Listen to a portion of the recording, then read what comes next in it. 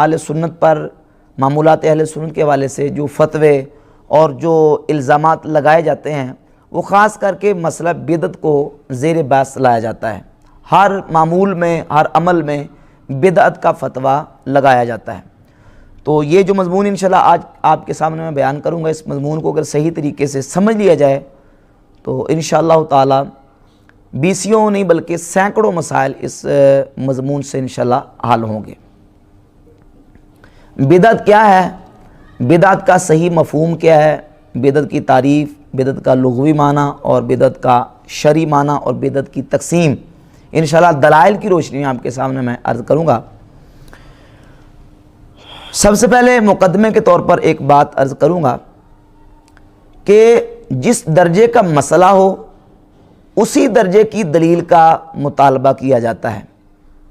مسئلہ اگر فرضیت کا ہو تو دلیل بھی فرضیت کے درجے کی دی جائے گی، اور مسئلہ اگر کسی چیز کو قطعی حرام ٹھہرانے کا ہو تو دلیل بھی اسی درجے کی دی جائے گی، اور مطالبہ بھی اسی درجے کی دلیل کا کیا جائے گا۔ مثال کے طور پہ کوئی بندہ دعوے دار ہے کہ یہ کام کرنا فرض ہے، تو اب اس مدعی سے دلیل کا مطالبہ کیا جائے گا کہ بھائی ایسی کوئی دلیل پیش کرو جو قطعی ثبوت ہو، قطعی دلالت ہو، قرآن پاک کی کوئی نص ہو یا احادیث مشہورہ یا احادیث متواترہ ہو، جس سے ہم اس مسئلے کو ثابت کر سکیں۔ اور اگر وہ دعوے دار ہے کسی چیز کے مستحب ہونے کا، تو ظاہر ہے کہ مستحب کے لیے قرآن کی نص قطعی کی ضرورت نہیں ہے اور نہ ہی احادیث متواترہ کی ضرورت ہے، بلکہ مستحب کے لیے تو ہمارے موقف کے مطابق اگر کوئی ضعیف حدیث بھی مل جائے اور وہ استحباب کو ثابت کرتی ہو تو اس سے استحباب ثابت ہو جاتا ہے۔ نبی کریم علیہ الصلوۃ والسلام کے صحابہ میں سے کسی صحابی کا عمل مل جائے، بلکہ یہاں تک کہ اہل ایمان علماء صاحب حل و عقد لوگ کسی چیز کو پسند کر لیں۔ مستدرک الصحیحین میں سند صحیح کے ساتھ حضرت عبداللہ ابن مسعود رضی اللہ تعالیٰ کا قول ہے، ما رآہ المؤمنون حسنا فہو عند اللہ حسن، جس کو مومن اچھا جانتے ہیں، اچھا سمجھتے ہیں، وہ اللہ کے ہاں بھی اچھا ہے، اللہ بھی اس کو پسند کرتا ہے۔ مستدرک حاکم کی جلد 3 صفحہ 284 اور حدیث کا نمبر 4465۔ تو جس کو اہل ایمان پسند کریں وہ کام بھی مستحب کے درجے میں آ جاتا ہے۔ اب مستحب جو ہے اس کو ثابت کرنے کے لیے کوئی بندہ یہ مطالبہ کرے کہ دلیل وہ دو جس سے فرضیت ثابت ہوتی ہے، تو اسے پرلے درجے کا بے عقل کہا جا سکتا ہے، وہ ذی شعور انسان کہلانے کا حقدار نہیں ہے۔ جب ہمارا کسی چیز کی فرضیت کا دعویٰ ہی نہیں ہے تو فرضیت کے درجے کی دلیل بھی ہم دینے کے پابند نہیں ہیں۔ مستحب کہا ہے تو مستحب کے لیے مستحب کے درجے کی دلیل، اور مستحب جو ہے یہ ترغیبات میں سے سب سے نچلا درجہ ہے، سب سے نچلا درجہ، تو اس کے لیے ہلکی سی دلیل بھی اگر ہو یا کم از کم اس کو اہل ایمان نے اور علماء نے پسند ہی کیا ہو تو اس کے اچھا ہونے کے لیے اتنا ہی کیا ہے، کافی ہے۔ اور دوسرا مسئلہ یہ کہ الاصل فی الاشیاء اباحہ، اصل اشیاء میں اباحت ہے۔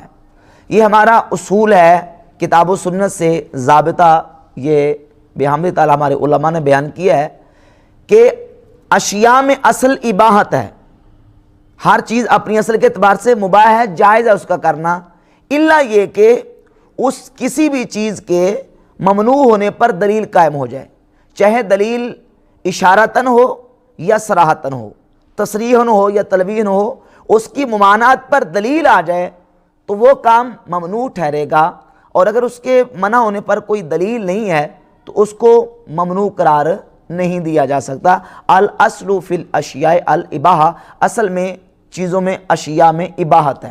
جس طرح اس کی مثال سمجھیں، جیسے حدیث ہے کل مولود یولد علی الفطرۃ، ہر بچہ دین فطرت پر پیدا ہوتا ہے۔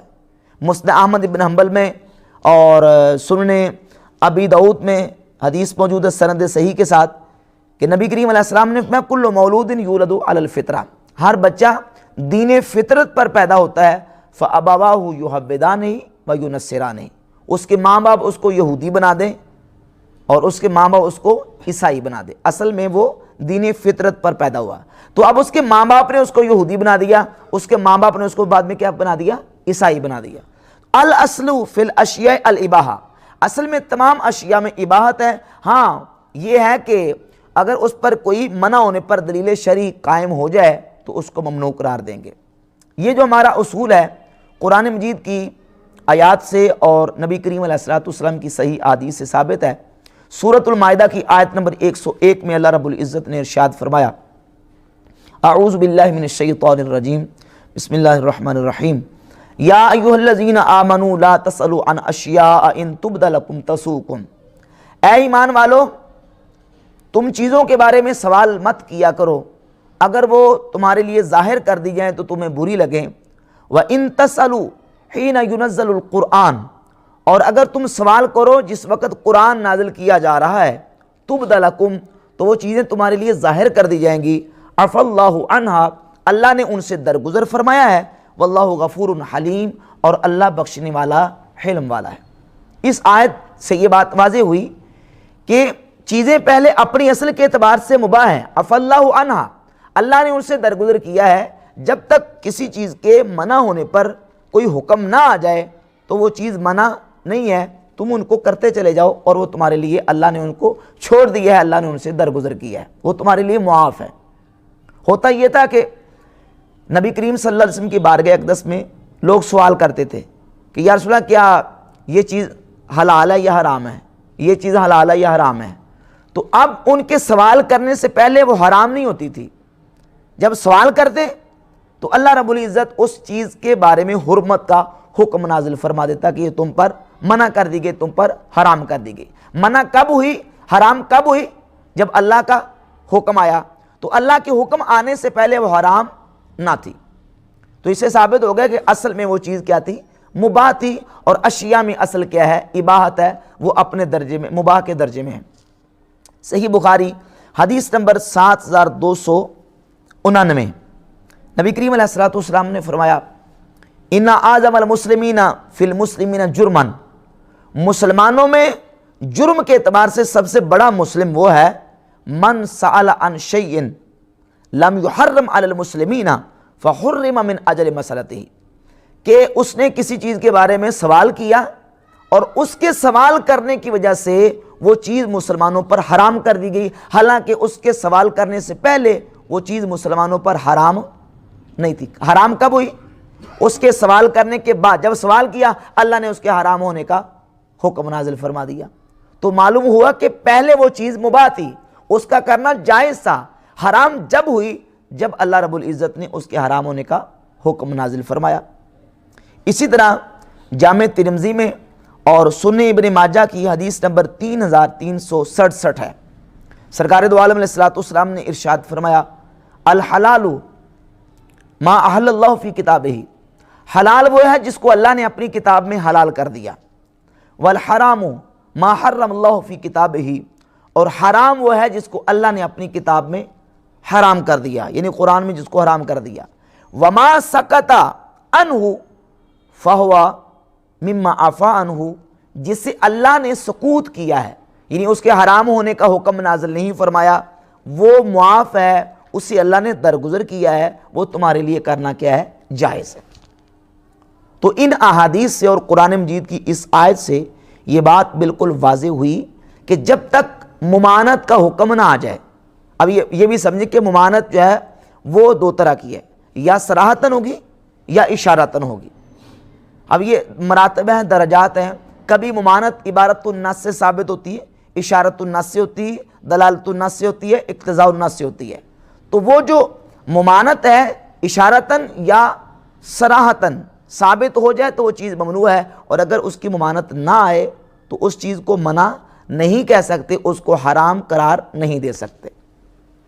اس پر وہ صحیح بخاری کی حدیث بھی ہماری تائید کرتی ہے کہ اس اصول کی تائید کرتی ہے کہ سیدنا صدیق اکبر رضی اللہ تعالیٰ عنہ کے دور خلافت میں جب جمع قرآن کا مسئلہ پیش آیا, اور بڑی وہ زبردست حدیث ہے, صحیح بخاری میں اس کا نمبر ہے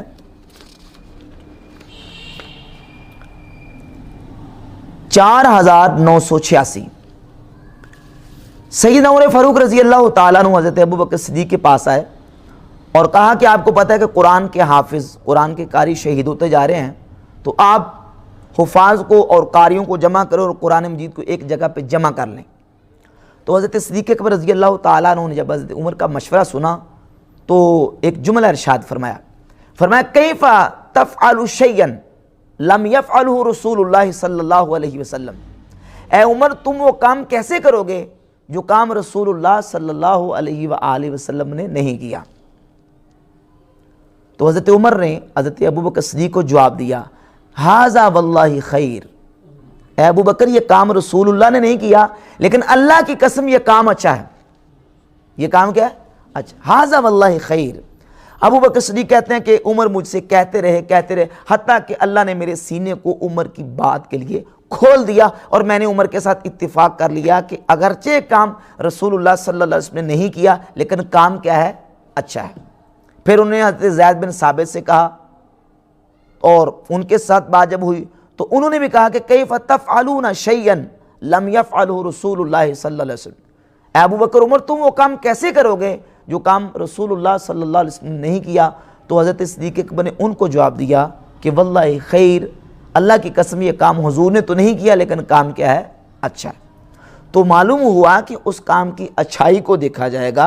अगर वो काम अच्छा है, नया हो या पुराना, तो वो अच्छा है, और अगर वो काम बुरा है, चाहे वो नया है या पुराना, वो क्या है? बुरा है। तो ये उसूल बिल्कुल वाज़ी हो गया कि असल में अशिया में क्या है? इबाहत है। हम हराम या ममनू उस काम को कहेंगे जिसके हराम और ममनू होने पर शरीयत की तरफ से दलील आ जाए।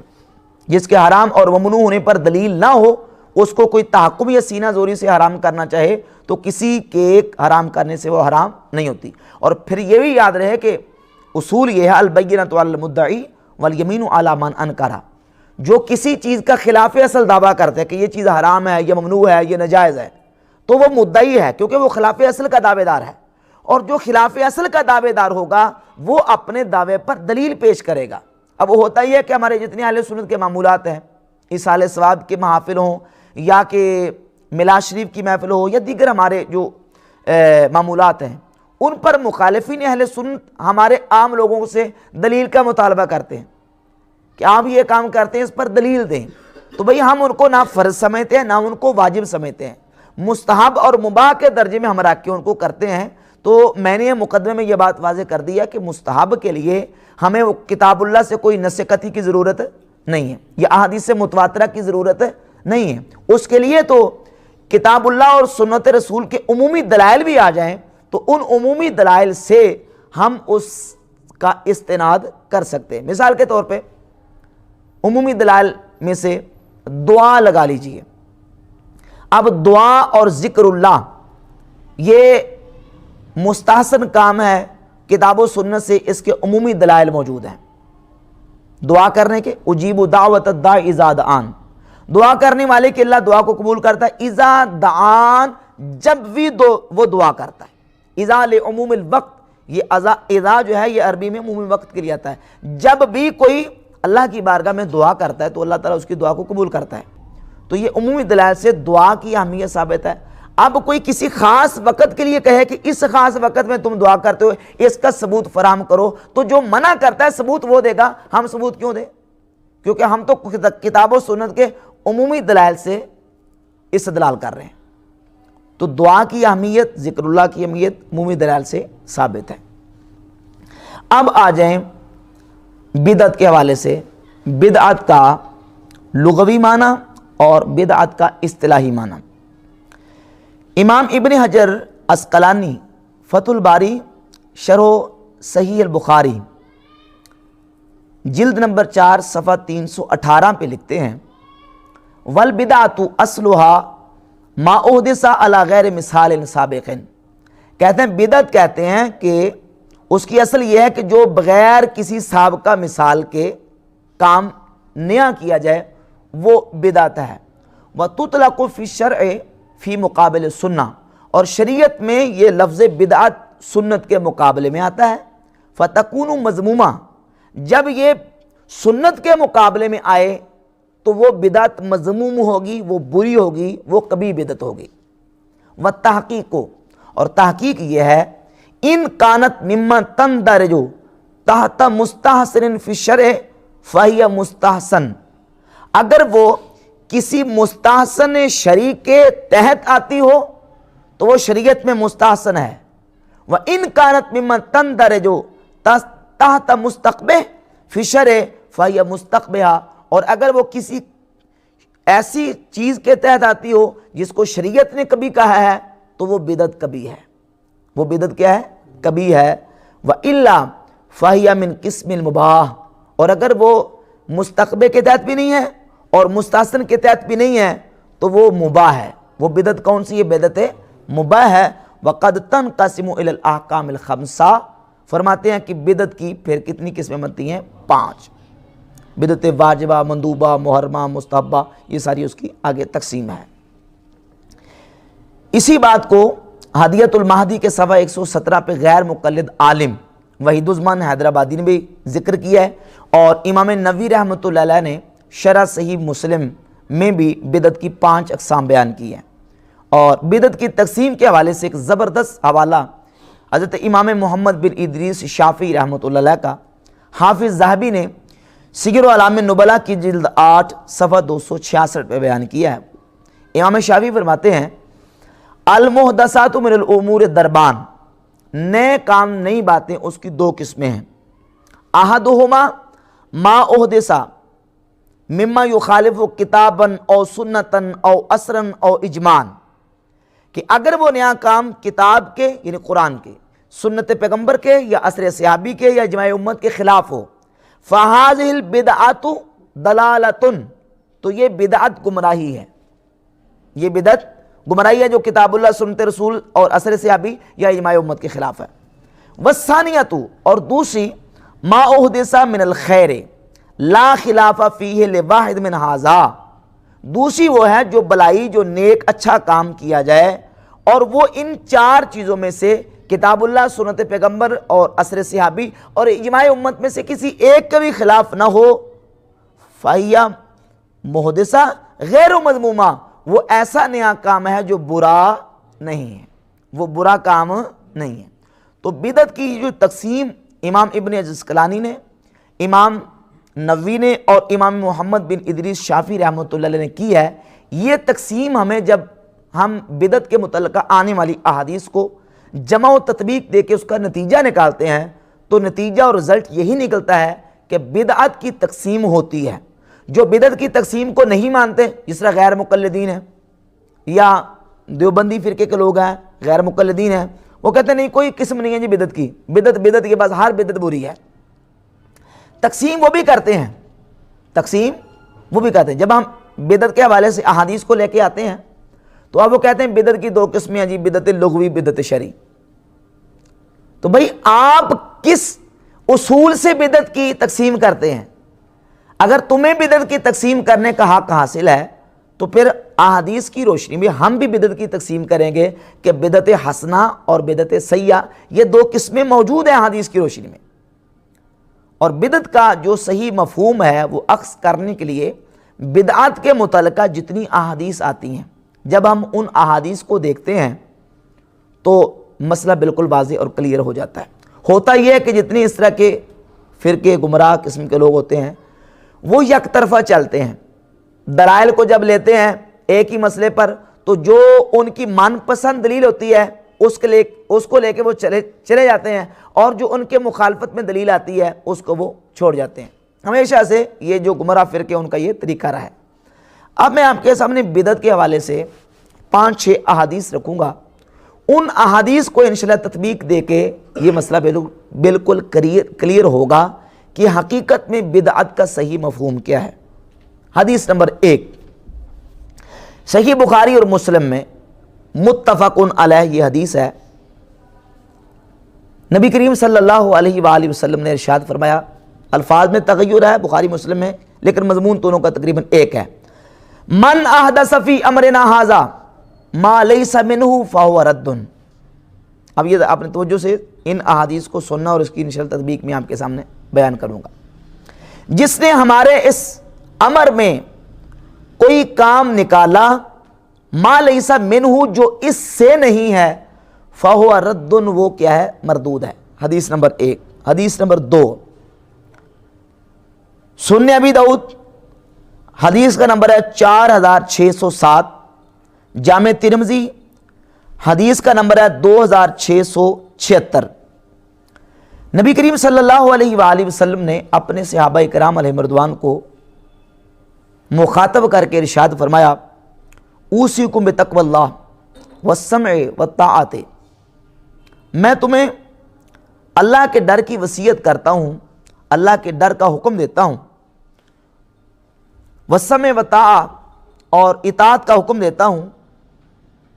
فَإِنَّهُ مَنْ يَعِشْ مِنْكُمْ بَعْدِي، تم میں سے جو میرے بعد زندہ رہے گا فَسَيَرَىٰ اخْتِلَافًا كَثِيرًا، وہ میرے بعد بہت زیادہ اختلاف دیکھے گا. فَعَلَيْكُمْ بِسُنَّتِي وَسُنَّتِ الْخُلَفَاءِ الرَّاشِدِينَ، تم پر میری اور میرے خلفاء راشدین کی سنت لازم ہے. یہ حضور نے کن کو حکم دیا؟ نبی کریم علیہ السلام نے اپنے صحابہ کو حکم دیا کہ تم میں سے جو میرے بعد زندہ رہے گا وہ کثیر اختلاف دیکھے گا. جب اختلاف پیدا ہوں میرے بعد تمہارے سامنے تو تم نے کیا کرنا ہے؟ تم پر میری اور میرے خلفاء راشدین کی سنت لازم ہے. فَإِنَّ كُلَّ مُحْدَثَةٍ بِدْعَةٍ، یہ جو لفظ ہے عام طور پہ اتنا حصہ پڑھا جاتا ہے، اِنَّ كُلَّ مُحْدَثَةٍ بِدْعَةٍ، کہ ہر نئی چیز بدعت ہے. وَكُلَّ بِدْعَةٍ ضَلَالَةٍ، اور ہر بدعت گمراہی ہے. یہ اتنا حصہ بس پڑھا جاتا ہے. اس کا سیاق کلام کیا ہے، پس منظر کیا ہے، اس کے مخاطب اولین مخاطب کون ہے، اور یہ کس دور کے بارے میں نبی کریم علیہ السلام نے صحابہ کو آگاہ فرمایا. یہ حدیث کا جو شان ورود ہے سیاق کلام اس بات کو متعین کرتا ہے کہ حضور علیہ السلام نے صحابہ کے دور میں اٹھنے والی بدعات اور صحابہ کے دور میں پیدا ہونے والی جو بدعات تھیں ان کی طرف صحابہ کرام علیہ رضوان کو متنبہ کیا کہ ان سے متنبہ ہو جاؤ، میرے بعد تم میں سے جو زندہ رہے گا وہ کثیر اختلاف دیکھے گا. اور پھر صحابہ کے دور میں اختلاف ہوا، اور وہ اختلاف جو ہوا وہ کون سا اختلاف تھا؟ ظاہر ہے کہ صدیق اکبر رضی اللہ عنہ کے دور میں بہت سارے لوگ مرتدین میں شامل ہو گئے، مرتد ہو گئے، زکوٰۃ کا انکار کر دیا، اور کوئی لوگ ایسے تھے جو نبوت کے مدعی مسلمہ کذاب کے ساتھ مل گئے، دیگر اس طرح کے لوگ جو ہے وہ اختلاف کا شکار ہوئے. اور امام بخاری نے صحیح بخاری میں حضرت قبیصہ سے وہ روایت بیان کی ہے کہ صدیق اکبر رضی اللہ عنہ کے دور میں لوگ مرتد ہوئے اور صدیق اکبر رضی اللہ تعالیٰ نے ان کے ساتھ قتال کیا. ابن تیمیہ غیر مقلدین کے مقتدی ہیں، پیشوا ہیں. فتاوی ابن تیمیہ کی جلد 28 صفحہ نمبر 476 پہ لکھتے ہیں جن بدعات کی طرف حضور نے اشارہ کیا، پیش گوئی کی، وہ کون سی بدعات تھی. ابن تیمیہ لکھتے ہیں والنبی صلی اللہ علیہ وسلم ذکر الخوارج الحروریہ، نبی علیہ السلام نے حروری خارجیوں کا ذکر کیا. لأنہم اول صنف من اہل البدع، کیونکہ خارجی وہ پہلی قسم ہے بدعتیوں کی جو نبی کریم علیہ السلام کی پیشگوئی کے مطابق سب سے پہلے امت میں نکلی. خرجوا بعدہ، جو حضور کے بعد نکلے. بل اولہم خرج فی حیاتہ، بلکہ خارجی وہ بدعتی ہیں جو حضور کی حیات طیبہ میں نکل چکے تھے. حضور کی ظاہری حیات طیبہ میں خارجی جو ہیں وہ پیدا ہو چکے تھے. فذکرہم لقربہم من زمانہ، نبی علیہ السلام نے اپنے زمانہ کے قریب ہونے کی وجہ سے ان بدعتیوں کا ذکر فرمایا. تو بدعت کی دو قسمیں اس اعتبار سے بھی ہوتی ہیں، بدعت اعتقادی اور بدعت عملی.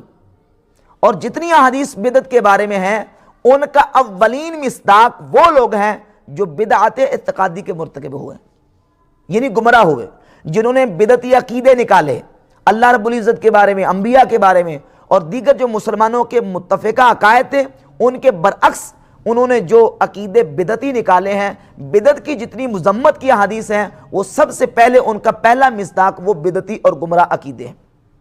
اور ان میں سے گمراہ عقیدوں میں سے پہلا عقیدہ کون سا ہے؟ خوارج کا. خوارج کا فرقہ یہ بدعتیوں میں سے پہلے بدعتی ہیں جو اسلام میں پہلی بدعت نکلی ہے. ابن تیمیہ فتاوی کی جلد 3 صفحہ 279 پہ لکھتے ہیں اول بدعت حدثت فی الاسلام، اسلام میں سب سے پہلی بدعت جو پیدا ہوئی ہے، نکلی ہے، بدعت الخوارج و شیعہ، وہ خارجیوں کی اور شیعوں کی بدعت ہے۔ تو معلوم ہوا کہ بدعت جو ہے وہ اس کا پہلا جو وعید کا مصداق ہے وہ بدعت اعتقادی ہے۔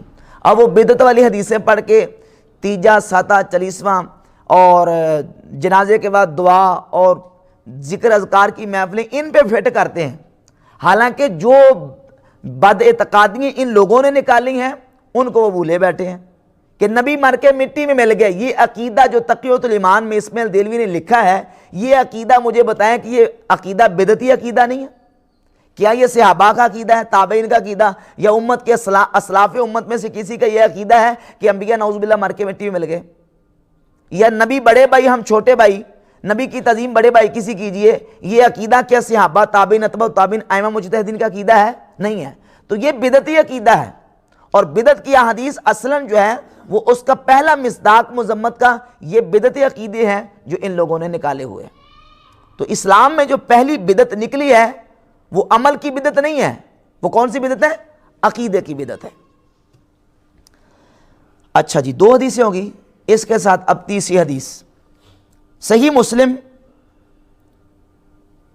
جلد نمبر 1 صفحہ 327 جو قدیمی کتب خانہ سے ہے، اور حدیث کا نمبر ہے 2351۔ یہ حدیث ذرا یہ بھی تفصیل کے ساتھ انشاءاللہ بیان کروں گا۔ نبی کریم علیہ الصلوۃ والسلام نے ارشاد میں، حدیث طویل ہے، جو ہمارا مستدل ٹکڑا ہے وہ میں آپ کے سامنے پیش کروں گا۔ من سن فی الاسلام سنتن حسنتن، جس نے اسلام میں کوئی اچھا طریقہ ایجاد کیا، فلہ اجرہا، تو اس ایجاد کرنے والے کو اس ایجاد کرنے کا اجر ملے گا۔ وَأَجْرُ مَنْ عَمِلَ بِهَا مِنْ غَيْرِ أَنْ يَنْقُصَ مِنْ أُجُورِهِمْ شَيْءٍ، اور جتنے لوگ قیامت تک اس پر عمل کریں گے ان تمام کے عمل کے مطابق اس ایجاد کرنے والے کو اس کا ثواب ملے گا۔ اور فرمایا من سن فی الاسلام سنتن سیئۃ، اور جس نے اسلام میں کوئی برا طریقہ ایجاد کیا، کان علیہ وزرھا ووزر من عمل بہا، تو اس پر اس کا گناہ ہوگا، اور قیامت تک جتنے لوگ وہ برا کام کریں گے ان تمام کے برابر اس برا کام ایجاد کرنے والے کو اس کے ذمہ گناہ ڈلے گا۔ اب یہ جو حدیث ہے، یہ حدیث بھی بالکل اس بات کو واضح کرتی ہے کہ اچھا کام اگر کوئی کرتا ہے، اس کام میں اچھائی ہو تو وہ کام اچھا ہے، اس کی حدیث میں تعریف کی گئی ہے۔ اس کو محض نیا ہونے کی بنیاد پر جو ہے وہ برا کہہ کے رد کر دینا، حدیث اس کی اجازت نہیں دیتی۔ اب اس سلسلے میں غیر مقلدین جو اوچھے ہتھ کنڈے استعمال کرتے ہیں وہ یہ ہے، وہ کہتے ہیں دیکھیں یہ جو آیا نا حدیث میں من سنہ، سنہ کا معنی جو ہے یہ کسی سنت کو جاری کرنا ہے۔ وہ سنت مٹ چکی تھی، سنت مردہ ہو چکی تھی، اس سنت کو دوبارہ زندہ کرنا، جو زندہ کرے گا اس سنت کو تو اس کو اس کا ثواب ملے گا۔ حالانکہ اس کا یہ مطلب بالکل نہیں ہے۔ اگر آپ یہ کہتے ہیں کہ من سنہ فی الاسلام میں سنتن حسنتن سے مراد اصطلاحی سنت ہے، یعنی نبی کریم علیہ السلام کی سنت، تو اگلا حصہ حدیث کا بتاتا ہے کہ اس سے مراد اصطلاحی سنت نہیں ہے۔ اب پہلا حصہ کیا ہے کہ من سنہ فی الاسلام میں سنتن حسنتن، اور دوسرا حصہ ہے من سنہ فی الاسلام میں سنتن سیئتن۔ تو اس کا نتیجہ یہ نکلے گا کہ نعوذ باللہ کہ نبی کریم علیہ السلام کی کوئی سنت بری بھی ہے؟ کیا کوئی مسلمان ایسا تصور کر سکتا ہے؟ ہرگز نہیں۔ حضور کی سنت تو اچھی ہے، لہذا معلوم ہوا ان دونوں جملوں کو تقابل کر کے کہ یہاں سنت سے مراد اصطلاحی سنت نہیں ہے، بلکہ سنت سے مراد کیا ہے؟ طریقہ ہے۔ جس نے کوئی اچھا طریقہ ایجاد کیا اس کو اس کا ثواب ملے گا، اور جس نے کوئی برا طریقہ ایجاد کیا تو اس کو اس کا کیا ملے گا؟ گناہ ملے گا۔ اب لفظ سنہ اس کا معنی کیا ہے؟ اور سنہ جو ہے وہ اوجدہ احدث کے معنی میں استعمال ہوتا ہے۔ ہمارا یہ موقف ہے، اور یہ ہمارا موقف، یہ معنی، یہ مفہوم احادیث سے ماخوذ ہے۔ صحیح بخاری حدیث نمبر 3335 ہے۔ حدیث میں نبی کریم علیہ الصلوۃ والسلام نے ارشاد فرمایا کہ لا تقتل نفس ظلما الا کان علی ابن آدم کفل من دمہا، جو بھی جان دنیا میں قتل کی جاتی ہے تو اس کے قتل کا گناہ آدم علیہ السلام کے بیٹے کے ذمہ ڈالا جاتا ہے، لأنہ اول من سن القتل، کیونکہ قبیل وہ شخص تھا جس نے سب سے پہلے قتل کا طریقہ ایجاد کیا. قتل کا طریقہ، اب لفظ ہے سن القتل. اگر کوئی بندہ کہے سننا کا معنی ہے کسی مردہ سنت کو زندہ کرنا، تو قبیل نے کون سی مردہ سنت کو زندہ کیا ہے؟ یہاں معنی کیا ہے؟ ایجاد کرنا. قتل کا طریقہ سب سے پہلے اس نے ایجاد کیا تھا، اس لیے جو بھی دنیا میں قتل کرے گا اس قاتل کا گناہ جو ہے آدم علیہ السلام کے اس بیٹے کے نامہ اعمال میں ڈالا جائے گا. ایک اور دلیل صحیح بخاری سے، حدیث نمبر ہے 3045. سیدنا خبیب صحابی رضی اللہ تعالیٰ عنہ جب مشرکین ان کو سولی دینے لگے نا، تو انہوں نے مشرکین سے کہا کہ ٹھہرو، مجھے پھانسی سے پہلے، سولی سے پہلے 2 رکعت نفل پڑھ لینے دو. اب یہ پھانسی سے پہلے 2 رکعت نفل پڑھنے کا نہ تو حکم تھا اور نہ ہی ظاہر ہے کہ سنت تو اس کو کہہ نہیں سکتے. تو حضرت خبیب رضی اللہ تعالیٰ عنہ نے جب پھانسی سے پہلے 2 رکعت سنت پڑھی تو امام بخاری اس کو لے کے ہیں کہ ہوا سن الرکعتین لکل امر مسلم قتل صبرن، کہتے ہیں کہ ہر اس مسلمان کے لیے جو صبرن قتل کیا جائے، حضرت خبیب نے سن الرکعتین 2 رکعت پھانسی کے وقت پڑھنا ایجاد کی ہیں. یہاں سننا کا معنی کیا ہے؟ ایجاد کرنا. مردہ سنت کو زندہ کرنا یہاں معنی نہیں ہے، بلکہ سننا کا معنی کیا ہے؟ ایجاد کرنا. احدثا، احداث، پیدا کرنا، ایجاد کرنا. تیسری دلیل ہے سننا کے ایجاد اور احداث کے معنی میں ہونے پر. سنن ابی داؤد حدیث نمبر 506، مسند احمد ابن حنبل جلد 5 صفحہ 246 اور السنن الکبریٰ میں بھی یہ حدیث تغیر الفاظ کے ساتھ موجود ہے کہ حضرت سیدنا معاذ ابن جبل رضی اللہ تعالیٰ عنہ نبی کریم علیہ السلام کی بارگاہ اقدس میں سرکار نماز پڑھا رہے تھے. تو یہ صحابی لیٹ آئے تاخیر سے، ان کی کچھ رکعتیں رہتی تھی. جب نبی کریم علیہ السلام نے نماز سے سلام پھیرا تو حضرت معاذ ابن جبل نے جو ان کی رکعتیں رہتی تھیں، نماز پڑھنے کے بعد سرکار کے سلام پھیرنے کے بعد وہ کھڑے ہو گئے، اور کھڑے ہونے کے بعد انہوں نے اپنی جو رکعتیں رہتی تھیں ان کو پورا کیا. اب یہ اس سے پہلے جو نا وہ نبی کریم علیہ السلام نے کسی صحابی کو یہ تعلیم نہیں دی تھی. یہ حضرت معاذ ابن جبل نے اپنی طرف سے یہ کام کیا. جب انہوں نے کیا تو حضور علیہ السلام نے اس کی تعریف کی اور فرمایا قد سن لکم معاذ، تمہارے لیے معاذ نے یہ طریقہ ایجاد کیا ہے. فہاکذا فافعلوا، تم بھی ایسے ہی کیا کرو. جس کی رکعتیں رہ جائیں تو وہ اسی طرح کیا کرے کہ وہ بعد میں کھڑا ہو کے ان رکعتوں کو ادا کر لیا کرے. تو سننا کا معنی یہاں کیا ہے؟ ایجاد کرنا اور احداث کرنا، پیدا کرنا. سن لکم معاذ، تمہارے لیے معاذ نے یہ طریقہ ایجاد کیا ہے. اچھا، پھر مزے کی بات یہ ہے سنن ابن ماجہ. سنن ابن ماجہ میں امام ابن ماجہ نے باقاعدہ ان حدیث کو ذکر کرتے وقت 2 باب قائم کیے ہیں. پہلا باب ہے باب من سنہ سنتن حسنتن او سیئتن، یہ الگ سے باب قائم کیا، اور الگ باب قائم کر کے اس کے تحت ان حدیث کو لے کے من سنہ فی الاسلام سنتن حسنتن، من سنہ فی الاسلام سنتن سیئتن، ان حدیث کو. اور آگے چیپٹر نمبر اس میں انہوں نے عنوان قائم کیا ہے باب من احیا سنتن قد امیتت. وہ حدیث جس میں مردہ سنت کو زندہ کرنے کا بیان ہے وہ الگ باب قائم کر کے جمع کیے ہیں، اور جس میں اچھا طریقہ ایجاد کرنے کا ذکر ہے ان کو الگ باب کے تحت ذکر کیا. اور یہ بات واضح کر دی کہ مردہ سنت کو زندہ کرنا اور چیز ہے اور اچھا اور نیک طریقہ ایجاد کرنا اور چیز. باب نمبر 14 اور باب نمبر 15. 14 میں کیا انہوں نے بیان کیا ہے؟ اچھا طریقہ ایجاد کرنا. اور 15 میں کیا بیان کیا ہے؟ کوئی جو سنت مٹ چکی ہے اس سنت کو زندہ کرنا. لہذا ان دلائل سے یہ بات بالکل روزی روشنی کی طرح واضح اور عیاں ہو جاتی ہے کہ من سنہ فی الاسلام سنتن حسنتن کا معنی یہ ہے کہ جس نے اسلام میں کوئی اچھا طریقہ ایجاد کیا اس کو اس کا ثواب ہوگا، اجر ملے گا، اور قیامت تک جتنے لوگ اس اچھے طریقے پر عمل کرتے رہیں گے ان تمام کا ثواب بھی اس اچھا طریقہ ایجاد کرنے والے کو اللہ رب العزت عطا کرے گا. یہ سنن دارمی ہے. سیدنا عبداللہ ابن مسعود رضی اللہ تعالیٰ عنہ سے یہ روایت سنن دارمی میں موجود ہے. حضرت عبداللہ ابن مسعود فرماتے ہیں کہ میرے پاس جلد نمبر 1 ہے اور صفحہ نمبر اس کا 142 اور روایت کا نمبر ہے 517۔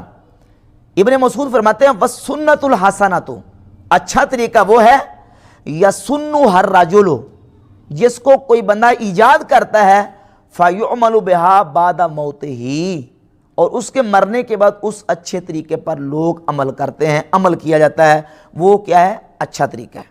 تو یہاں بھی یسن کا لفظ سیدنا عبداللہ ابن مسعود رضی اللہ تعالیٰ عنہ نے کس معنی میں استعمال کیا ہے؟ ایجاد کرنے کے معنی میں، احداث کرنے کے معنی میں۔ اچھا جی، 3 احادیث ہو گئیں، 3 احادیث کی وضاحت۔ اب آ جائیں حدیث نمبر 4، بدعت کا مفہوم سمجھنے کے لیے 4تھی حدیث۔ سرکار دو عالم علیہ السلام نے ارشاد فرمایا ما احدث قوم بدعتا الا رفع مثلها من السنہ، جب کوئی قوم بدعت طریقہ ایجاد کرتی ہے تو بدعت طریقہ ایجاد کرنے کی وجہ سے سنت طریقہ اٹھا لیا جاتا ہے۔ سنت طریقہ مستند احمد بن حنبل جلد 5 صفحہ 76، حدیث کا نمبر 16522، مجمع الزوائد جلد 1 صفحہ 188، اور الترغیب والترہیب جلد 1 صفحہ 45 پہ یہ حدیث موجود ہے کہ جب کوئی قوم بدعت طریقہ ایجاد کرتی ہے تو اس کے بدلے میں سنت اٹھا لی جاتی ہے۔ تو بدعت کی پہچان ایک یہ ہے کہ جس کے کرنے سے سنت طریقہ اٹھ جائے، سنت ختم ہو جائے، سنت چلی جائے، وہ طریقہ بدعت ہے۔ اور جو طریقہ سنت کو اٹھائے نہیں، سنت کو تبدیل نہیں کرے، بلکہ سنت کی تقویت کا باعث بنے اور سنت کو مزید تقویت دے، وہ طریقہ حقیقت میں بدعت نہیں ہے اور وہ برا طریقہ نہیں۔ جس طرح مثال کے طور پہ سیدنا عمر فاروق رضی اللہ تعالیٰ کا پورا مہینہ جماعت کے ساتھ نماز تراویح پڑھوانا، یہ سنت کو مضبوط کرتا ہے یا سنت کو بدل دیتا ہے؟ مضبوط کرتا ہے، سنت کو مزید تقویت دیتا ہے۔ حالانکہ سرکار دو عالم علیہ السلام نے پورا مہینہ بعد جماعت نماز تراویح نہیں پڑھی، یہ سب جانتے ہیں، نہیں پڑھی، لیکن حضرت سیدنا فاروق اعظم رضی اللہ تعالیٰ عنہ نے پورا مہینہ پڑھوائیں، تو اب انہوں نے سنت کو قائم کیا، نہ کہ سنت کو تبدیل کیا۔ اچھا، اگر دیکھا جائے تو یہ ظاہر میں بدعت ہے، اور پھر حضرت فاروق اعظم نے اس کو بدعت کہا بھی ہے۔ صحیح بخاری میں حدیث نمبر 2010 ہے، جب آپ نے دیکھا کہ قاری لوگوں کو نماز جماعت کے ساتھ پڑھا رہے ہیں تو آپ نے فرمایا نعم البدعۃ ھذہ، نعم البدعۃ ھذہ، یہ کیا کتنی اچھی بدعت ہے۔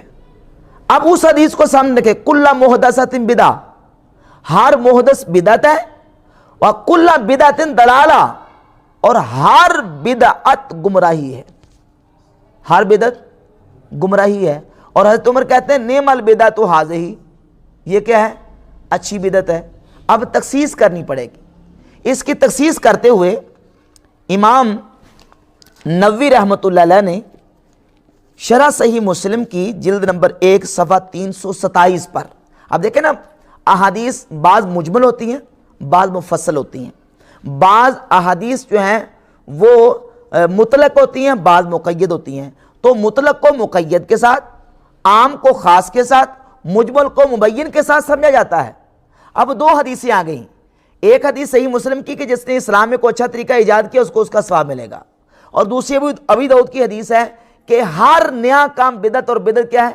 گمراہی ہے۔ جب ان 2 حدیثوں کو ہم دیکھتے ہیں تو یہ امام نووی رحمۃ اللہ علیہ شرح صحیح مسلم کی جلد 1 صفحہ 327 پہ لکھتے ہیں، فرماتے ہیں کہ وفی ھذا الحدیث تخصیص قولہ صلی اللہ علیہ وسلم، من سنہ فی الاسلام والی حدیث جو ہے، اس حدیث سے نبی کریم علیہ السلام کی اس حدیث کی تخصیص ہوتی ہے، کل محدثۃ بدعہ وکل بدعۃ ضلالہ، اس حدیث کی کہ ان المراد بہ المحدثات الباطلہ والبدع المذمومہ، یہ جو کہا گیا کہ ہر محدث بدعت ہے، اس ہر محدث سے مراد کون سا ہے؟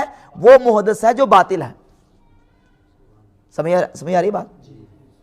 کہتے ہیں المراد بہ المحدثات الباطلہ والبدع المذمومہ، کہ وہ محدث ہے جو محدث باطل ہے اور مذموم بدعت ہے، وہ بدعت ہے اور وہ گمراہی ہے، اور وہ کیا جہنم میں لے کے جائے گی۔ ان البدعۃ 5 اقسام، امام نووی فرماتے ہیں اگر دیکھا جائے تو بدعت کی 5 قسمیں، واجبہ و مندوبہ و محرمہ و مکروہ و مباحہ، یہ 5 قسمیں محدث امام نووی رحمۃ اللہ علیہ نے کی ہیں، اور اسی طرح امام ابن حجر عسقلانی نے تقسیم کی ہے۔ یہی تقسیم امام محمد ابن ادریس شافعی رحمۃ اللہ علیہ نے کی ہے، اور یہی تقسیم امام غزالی رحمۃ اللہ، دیگر محدثین اور اسلاف امت کی تقسیمات کرتے آئے اور اس کے قائل ہیں، اور تقسیمات انہوں نے کی ہیں دلائل کی روشنی میں، ان کے پاس سامنے احادیث تھی، ان احادیث کی روشنی میں۔ اس کے ساتھ اور احادیث بھی انشاءاللہ ملائیں گے تو مفہوم بالکل واضح ہو جائے گا کہ بدعت جو ہے وہ حسنہ اور سیئہ اس کی تقسیم ہے، ان دو قسموں کی طرف منقسم ہوتی ہے۔ امام ابن حجر عسقلانی نے فتح الباری شرح صحیح بخاری کی جلد نمبر 3 میں سیدنا عبداللہ ابن عمر رضی اللہ تعالیٰ سے 2 احادیث کو ذکر کیا اور ساتھ لکھا کہ وہ اسناد صحیح ہیں، دونوں کی سندیں صحیح ہیں۔ صلاۃ الضحیٰ نماز چاشت کے حوالے سے ذکر فرماتے ہیں کہ نماز چاشت کی حیثیت کیا ہے۔ حضرت عبداللہ بن عمر رضی اللہ عنہ کا موقف یہ تھا کہ نماز چاشت رسول اللہ صلی اللہ علیہ وسلم نے پڑھی نہیں ہے۔ سیداتنا عائشہ صدیقہ رضی اللہ تعالیٰ عنہ ام المومنین، ان کا بھی موقف یہ تھا کہ نبی کریم علیہ السلام نے نماز چاشت نہیں پڑھی، اور دیگر صحابہ سے بھی منقول نہیں ہے، صرف 1-2 صحابہ جن سے نماز چاشت کا ذکر منقول ہے۔ تو ان صحابہ کا موقف یہ تھا کہ نماز چاشت رسول اللہ صلی اللہ علیہ وسلم نے نہیں پڑھی۔ تو جو لوگ نماز چاشت پڑھتے تھے ان کے بارے میں جب عبداللہ بن عمر سے پوچھا جاتا کہ یہ جو پڑھتے ہیں ان کے بارے میں آپ کا کیا موقف ہے، تو امام ابن حجر عسقلانی فتح الباری کی جلد 3 صفحہ 67 پہ کتاب التہجد باب میں وہ ذکر کرتے ہیں کہ روا سعید بن منصور باسناد صحیح، محدث سعید ابن منصور نے سند صحیح کے ساتھ حضرت مجاہد سے، وہ عبداللہ بن عمر سے روایت کرتے ہیں۔ عبداللہ بن عمر فرماتے ہیں انہا محدثہ، یہ صلاۃ الضحیٰ نماز چاشت یہ محدث ہے، نہیں نکالی گئی ہے، لیکن من احسن ما احدثو، جو لوگوں نے نئی باتیں نکالی ہیں ان میں سے احسن اور بہتر کام ہے۔ یہ کیا ہے نیا، لیکن کیا ہے بہتر کام ہے۔ اور اسی صفحے پہ لکھتے ہیں روا ابن ابی شیبہ باسناد صحیح، کہ امام ابن ابی شیبہ نے سند صحیح کے ساتھ روایت کیا ہے۔ حضرت عبداللہ بن عمر سے پوچھا گیا، راوی عارج کہتے ہیں سألت ابن عمر عن صلاۃ الضحیٰ، میں نے عبداللہ بن عمر سے نماز چاشت کے بارے میں پوچھا تو آپ نے فرمایا بدعۃ و نعم البدعۃ، ہے بدعت لیکن اچھی بدعت ہے بدعت لیکن اچھی بدعت۔ جب کل محدثۃ بدعہ ہے، ہر بدعت گمراہی ہے۔ حضرت عمر بھی کہتے ہیں نماز تراویح اچھی بدعت، عبداللہ بن عمر کہتے ہیں صلاۃ الضحیٰ اچھی بدعت، اور پھر آگے حدیث آتی ہے سیدہ عائشہ صدیقہ سے، حدیث کا نمبر ہے 1177 1177۔ حضرت عائشہ تو صدیقہ فرماتی ہیں کہ ما رأیت رسول اللہ صلی اللہ علیہ وسلم سبحا صبحۃ الضحیٰ، میں نے حضور کو کبھی بھی نماز چاشت نہیں پڑھتے دیکھا، میں نے حضور کو نماز چاشت کبھی پڑھتے نہیں دیکھا۔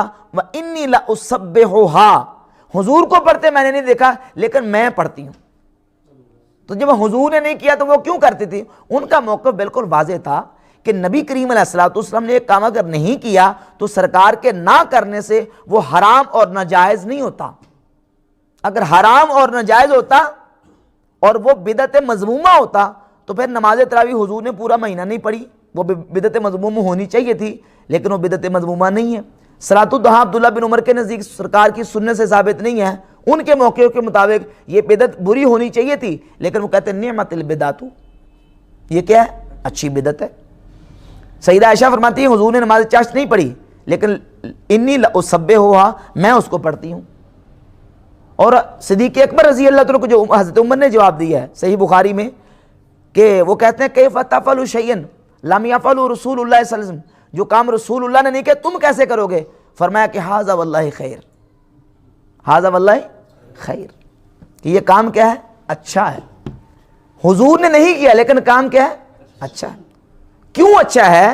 کہ اگر حضور نے کیا نہیں ہے تو نبی کریم علیہ السلام کی طرف سے ممانعت بھی منع بھی نہیں ہے، اس کو روکا بھی نہیں گیا، اور وہ کسی سنت کے خلاف بھی نہیں ہے، اور دین کا کوئی مسئلہ اسے تبدیل نہیں ہوتا بلکہ اس سے دین کا فائدہ ہے، دین کی بہتری ہے، دین کا اس سے فائدہ ہوگا۔ ھذا واللہ خیر، لہذا یہ شبہ صحابہ کے دور میں پیش ہو کر رد ہو چکا، جو کہتے ہیں کہ جو کام نبی کریم علیہ السلام نے نہیں کیا وہ جو ہے وہ حرام ہے، وہ بدعت ہے، یہ صحابہ کے دور میں پیش ہو کے مسئلہ رد ہو چکا کہ یہ مسئلہ ہی نہیں ہے کہ حضور نے نہیں کیا تو وہ مردود ہے۔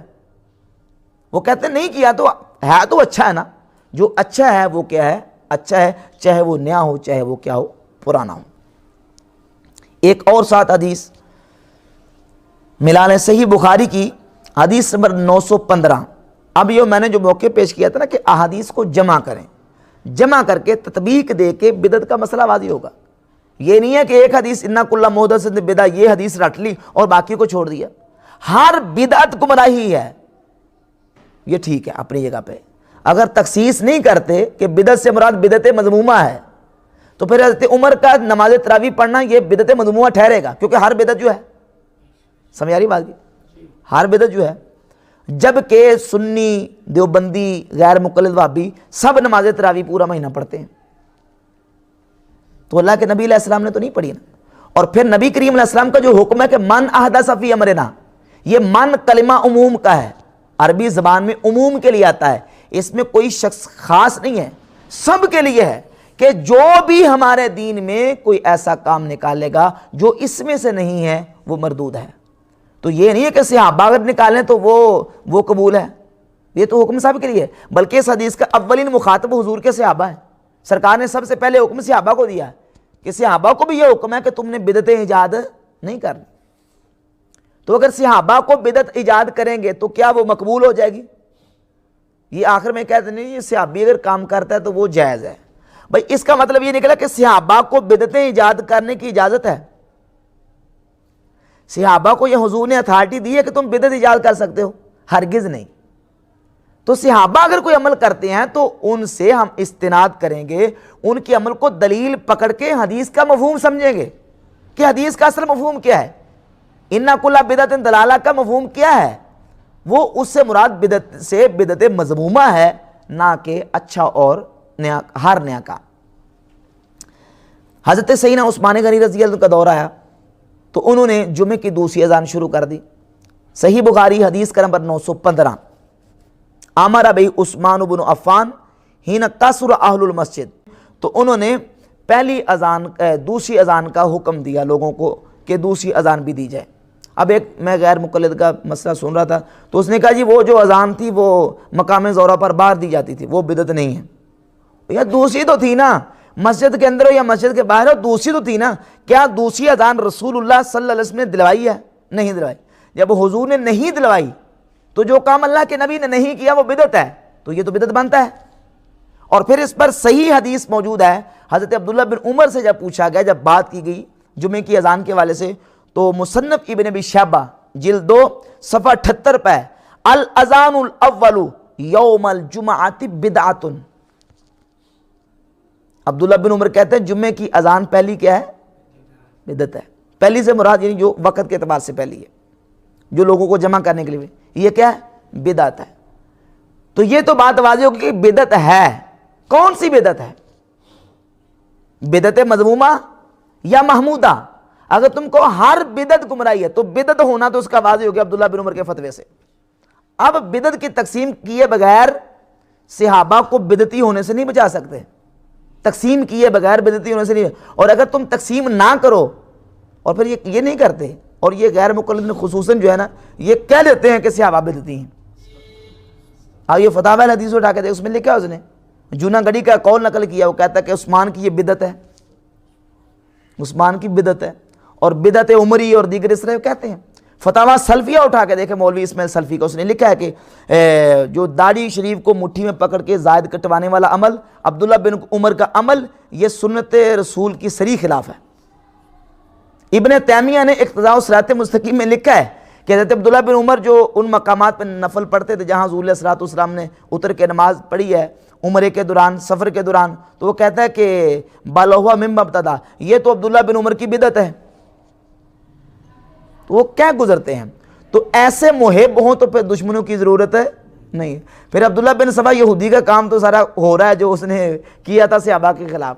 تو الحمدللہ اگر صحابہ کا دفاع کرتے ہیں تو اہل سنت و جماعت کرتے ہیں کہ ہم صحابہ کو بدعتی نہیں سمجھتے، ان کے جو معمولات ہیں، جو انہوں نے معاملات کیے ہیں، وہ بدعت مذمومہ نہیں تھی، اس اعتبار سے کہ وہ نیا ہے اس پر بدعت کا لفظ بولا گیا ہے۔ الاذان الاول یوم الجمعہ بدعت کہا گیا ہے، اور نماز تراویح بدعت کہا گیا ہے، صلاۃ الضحیٰ بدعت کہا گیا ہے، لیکن یہ بدعت مذمومہ نہیں ہے، اچھا کام تھا اور اس میں کوئی برائی نہیں تھی، نیک عمل تھا، لہذا وہ بدعت مذمومہ نہیں ہے، اور جو بدعت کے بارے میں احادیث ہیں وعید کی، ان کا یہ مستحق نہیں ہے۔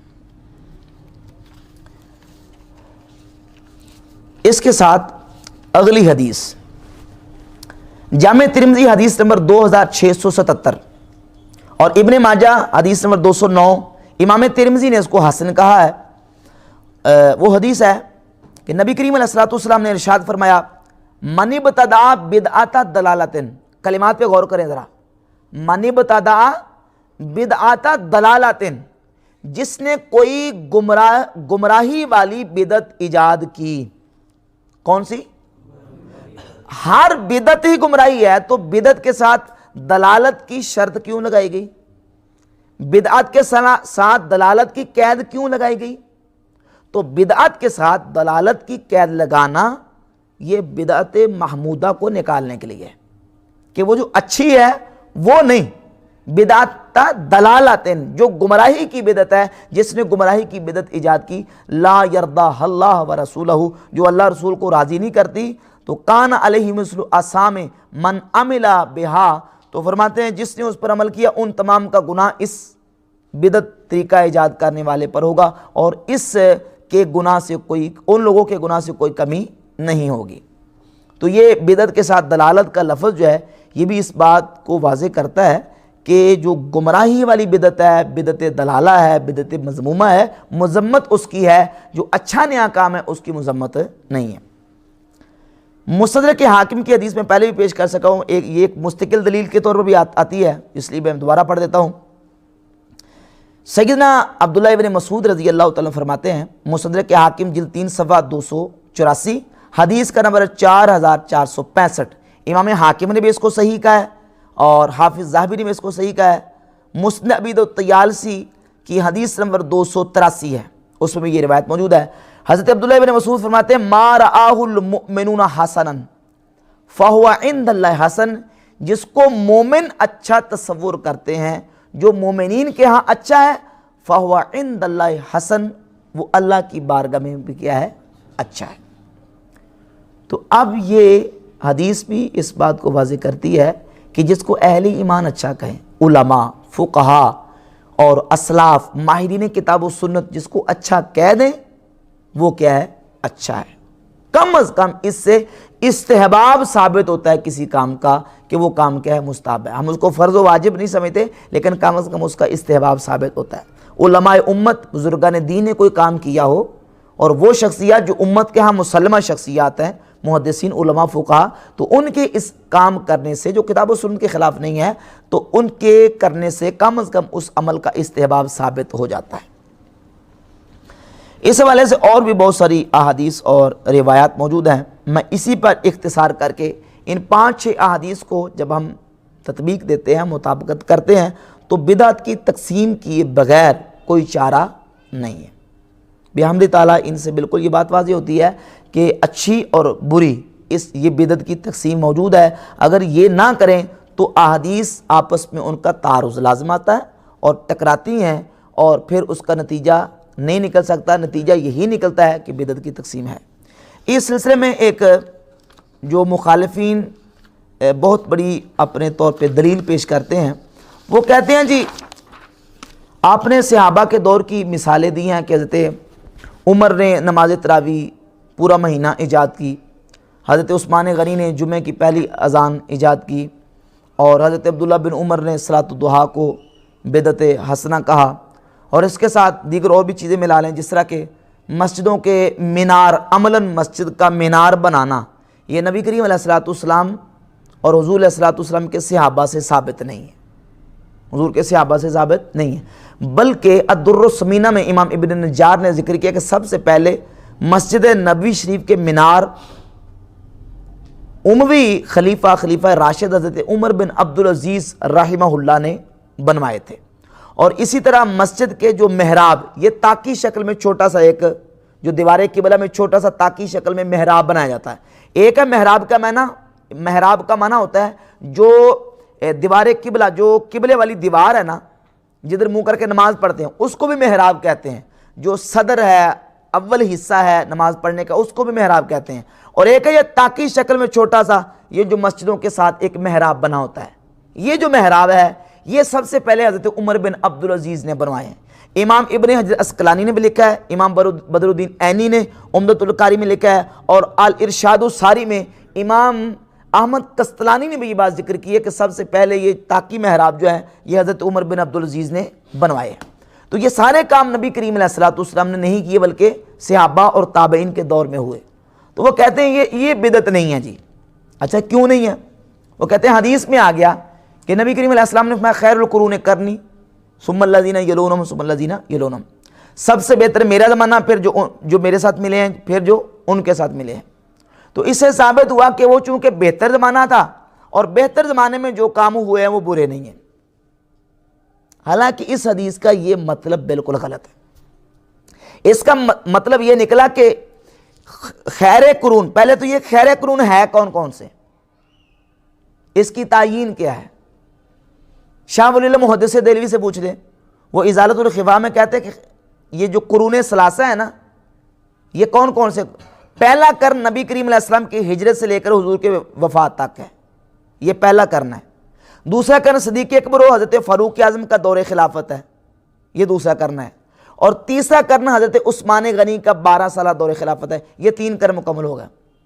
تو مطلب یہ نکلا کہ حضرت علی اور دیگر صحابہ کے دور میں جو کام ہوئے سارے کے سارے نعوذ باللہ برے ہیں. تو پہلے قرن کو تو متعین کریں نا.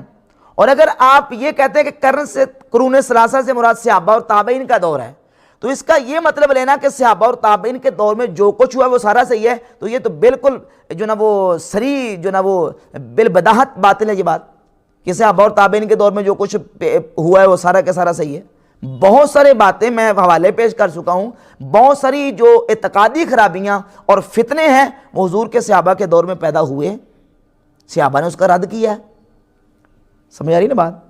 تو یہ کہنا کہ صحابہ تابعین کے دور میں جو کچھ ہوا سارے کا سارا خیر ہے اور ان کے بعد جو کچھ ہوا سارے کا سارا شر ہے، یہ بالکل ہی غلط ہے.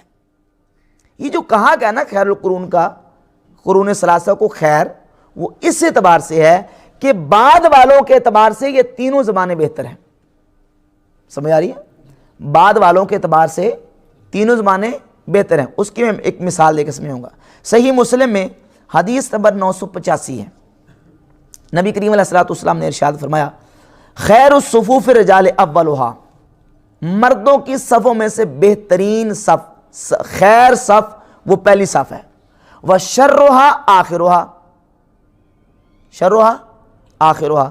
اب میں شر کا ترجمہ شاری کر دیتا ہوں، اور ان میں سے جو شر والی صف ہے وہ آخری صف ہے. اس کا اگر ظاہری مفہوم نکالیں تو یہ نکلے گا کہ نعوذ باللہ جو آخری صف ہے وہ شر والی ہے، اس میں کوئی خیر نہیں ہے بظاہر. تو حالانکہ یہ مفہوم نہیں ہے. مفہوم یہ ہے کہ پچھلی صفوں کی بنسبت اول صف میں خیر زیادہ ہے اور آخری صف میں خیر کم ہے، نہ یہ کہ آخری صف جو ہے وہ ساری کی ساری شر ہے. یہ وہ مفہوم مراد نہیں ہے. تو یہ جو کہا گیا خیر القرون قرنی ثم الذین یلونہم ثم الذین یلونہم، اس کا مفہوم یہ ہے کہ یہ 3 زمانے پچھلے آنے والے زمانوں سے کیا ہیں؟ خیر کے اعتبار سے بہتر ہیں، زیادہ خیر ہے. باقیوں حضور کی تو ساری امت خیر ہے. کنتم خیر امت اخرجت للناس، تم بہترین امت، ساری کی ساری امت خیر ہے.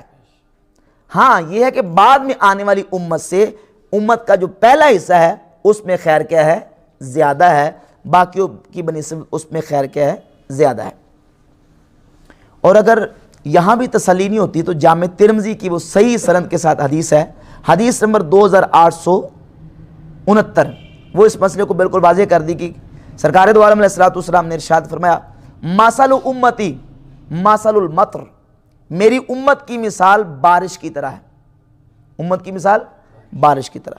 لا یدرا اولھا خیر ام آخرہ، نہیں معلوم کہ اس کا پہلا بہتر ہے، اس کا پہلا خیر ہے یا اس کا آخر خیر ہے، اس کا پہلا خیر ہے یا اس کا آخر خیر ہے۔ حدیث کا مطلب کیا ہے؟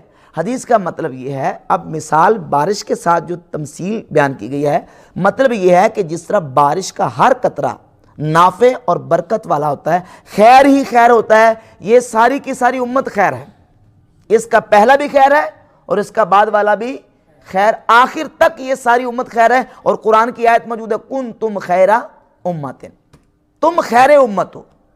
تو اب وہ جو خیر القرون کرنی ہے اس کا مفہوم یہ ہے کہ خیر کے اعتبار سے باقیوں کی بنسبت یہ زمانے کیا ہیں؟ خیر ہے۔ یہ ہرگز مراد نہیں ہے کہ جو اس زمانے میں ہوا وہ سارے کا سارا خیر ہے اور جو بعد میں ہوگا وہ سارے کا سارا شر ہے، ٹھیک ہے نا؟ تو صحابہ کے دور میں اس خیر قرون میں بھی برے کام ہوئے ہیں اور صحابہ نے خود برے کاموں پر نکیر کی ہے، ان کا رد کیا ہے۔ اس کی چند مثالیں، مثال کے طور پر مصنف عبدالرزاق پہلی جلد صفحہ 475 پہ سیدنا عبداللہ ابن عمر رضی اللہ تعالیٰ کے حوالے سے ہے کہ ان کے سامنے کسی شخص نے مسجد میں تصویب کہی تو آپ نے فرمایا بنا من عند حاذل المبتدع، ہمیں اس مبتدع سے دور لے چلو، یہ بدعتی ہے جو مسجد میں بدعتی طریقہ بدعتی کام کر رہا ہے۔ اب کسی شخص نے کیا نا تو عبداللہ بن عمر نے اس کا رد کیا، اس کی بدعت کو واضح کیا۔ اور اس کے ساتھ حضرت عبداللہ بن مغفر رضی اللہ عنہ ان کے بیٹے نے نماز میں جہرن اونچی آواز میں تسمیہ پڑھی، بسم اللہ الرحمن الرحیم اونچی آواز میں پڑھی تو حضرت عبداللہ بن مغفل نے فرمایا، جامع ترمذی حدیث نمبر 244، اے بنیہ محدث ایاک والحدث، اے بیٹے بچ، یہ بدعت ہے، بدعت سے بچ کے رہ۔ صحابہ کے دور میں، یہ صحابہ کے دور کے بعد نہیں ہے، صحابہ کے دور میں تو بدعت بدعت ہے، چاہے وہ نیا کام ہے، چاہے وہ پرانا ہے، چاہے صحابہ کے دور میں اور چاہے وہ صحابہ کے دور کے بعد میں ہے، وہ اگر برا ہے تو بدعت مذمومہ ہے۔ تو بحمد تعالیٰ اس سے بالکل واضح ہو گیا کہ یہ جو ایک اشکال پیش کیا جاتا ہے، یہ شبہ پیش کیا جاتا ہے کہ خیر القرون میں جو کچھ ہوا وہ سارے کا سارا صحیح ہے، یہ بات درست نہیں ہے۔ خیر القرون میں جو اچھا ہے وہ اچھا ہے، اور جو بری باتیں ہیں خوارج اور اس طرح روافظ اور دیگر معتزلہ، دیگر جو مرجیہ فرقے وغیرہ نکلے ہیں وہ برے ہیں، اور جنہوں نے کوئی بدعتی یا برا طریقہ ایجاد کیا اس کی مذمت بیان کی گئی ہے، اور وہ برا ہے چاہے وہ صحابہ کرام کے دور میں ہی کیوں نہ نکلا ہو۔ امام غزالی رحمۃ اللہ علیہ نے احیاء العلوم کی جلد نمبر 2 صفحہ نمبر 407 پہ یہ بڑا زبردست عبارت لکھی ہے، فرماتے ہیں کہ وقول القائل، قائل کا قول، جو لوگ یہ کہتے ہیں ان ذالک بدعۃ لم یکن فی الصحابہ، کہتے ہیں یہ کام بدعت ہے کیونکہ یہ صحابہ نے نہیں کیا۔ امام غزالی فرماتے ہیں فلیس کل ما یحکم باباحتہ منقولا عن الصحابہ رضی اللہ تعالیٰ عنہم، کہ جس کام کو ہم مباح کہتے ہیں، ہم اس کو جائز قرار دیتے ہیں، ان کا صحابہ سے منقول ہونا ضروری نہیں ہے کہ وہ صحابہ سے منقول ہو تو تب جائز ہے، اور صحابہ نے وہ کام نہ کیا تو وہ ناجائز ہو جائے گا۔ صحابہ کا نہ کرنا کسی کام کو ناجائز قرار نہیں دیتا، بلکہ فرماتا ہے انما المحظور، ممنوع وہ کام ہے ارتکاب بدعت، بدعت کا ارتکاب کرنا، اور ایسی بدعت تراغم سنتا معصورہ، جو سنت معصورہ کی مخالف ہو۔ تو فرماتے ہیں کہ جو سنت معصورہ کے خلاف ہو، وہی حدیث ما حدث قوم بدعتا الا رفع مثل من السنہ، جب کوئی بدعت آئے گی تو اس کے مقابل میں سنت طریقہ اٹھ جائے گا اور سنت ختم۔ تو بدعت رافع سنت ہے، سنت کو مٹانے والی ہے، جس سے سنت اٹھ جاتی ہے اس کو کیا کہتے ہیں؟ بدعت کہتے ہیں۔ اچھا جی، اس کے ساتھ ایک اور شبہ جو پیش کیا جاتا ہے وہ بھی عامۃ الورود، اور آج کل سوشل میڈیا پہ جو نا وہ اس کو بڑا ہائی لائٹ کیا جاتا ہے اس شبے کو، کہ جامع ترمذی میں حدیث ہے سیدنا عبداللہ ابن عمر رضی اللہ تعالیٰ عنہ کے سامنے کسی شخص نے چھینکا تو چھینکنے والے نے کہا الحمدللہ والسلام علی رسول اللہ، تو حضرت عبداللہ بن عمر رضی اللہ تعالیٰ عنہ نے فرمایا کہ میں بھی یہی کہتا ہوں، لیکن اللہ کے رسول صلی اللہ علیہ وآلہ وسلم نے ہمیں ایسا نہیں سکھایا، اللہ کے رسول ہمیں ایسا نہیں سکھایا۔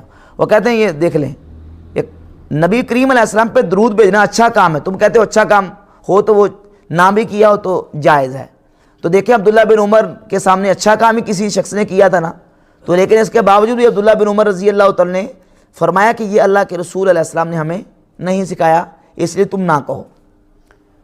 تو ثابت ہوا کہ اچھا کام بھی ہو تو جو اللہ کے نبی نے نہیں کیا وہ حرام ہے، وہ بدعت ہے، وہ ناجائز ہے۔ اس کا جواب میں دو طریقے سے عرض کروں گا۔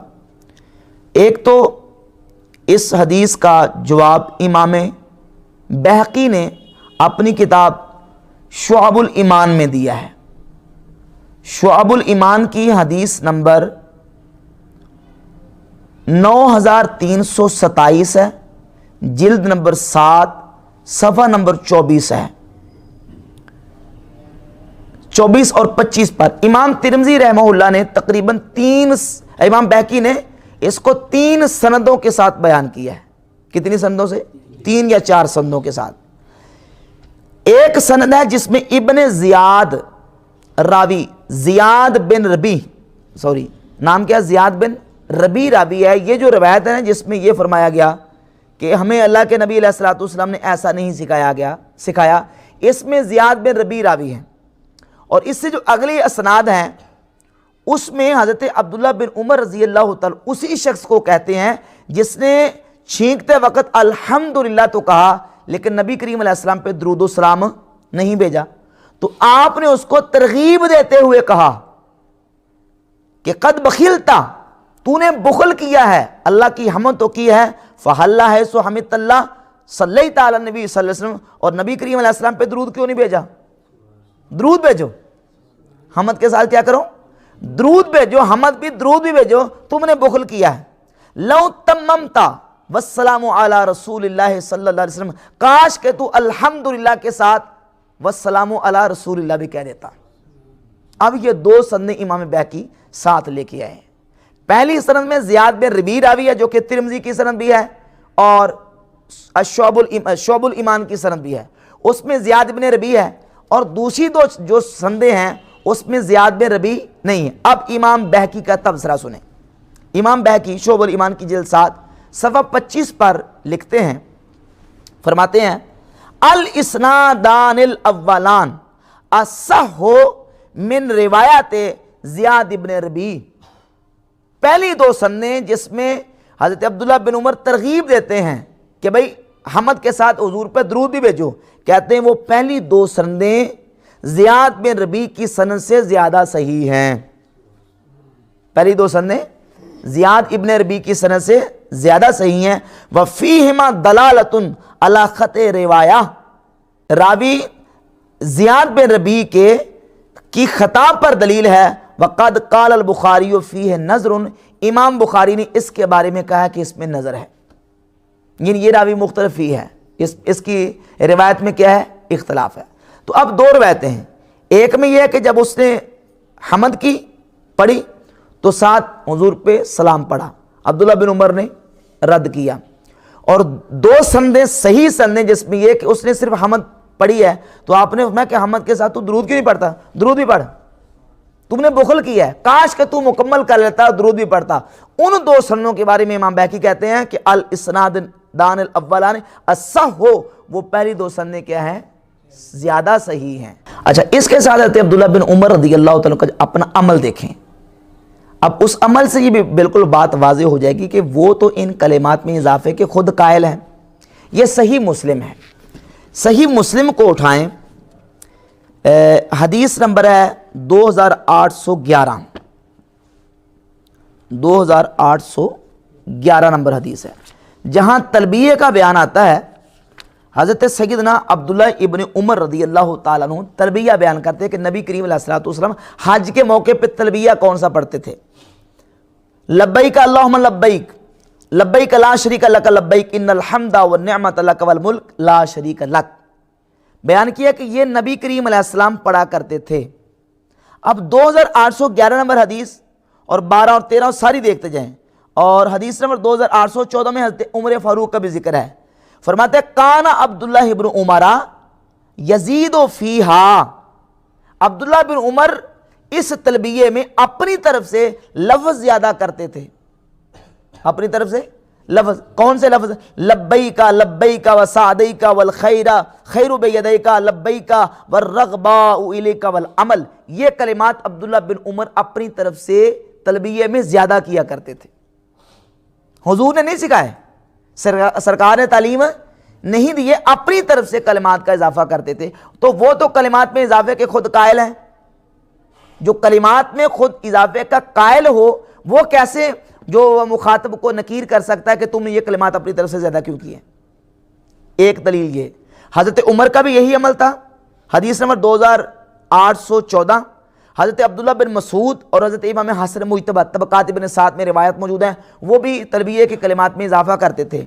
اور ساتھ ہی ہم تشہد پڑھتے ہیں، اور تشہد نماز میں وہ کلمات ہیں کہ عبداللہ ابن مسعود رضی اللہ عنہ فرماتے ہیں کہ حضور نے مجھے اس طرح سکھایا جس طرح قرآن کی آیت سکھاتے تھے.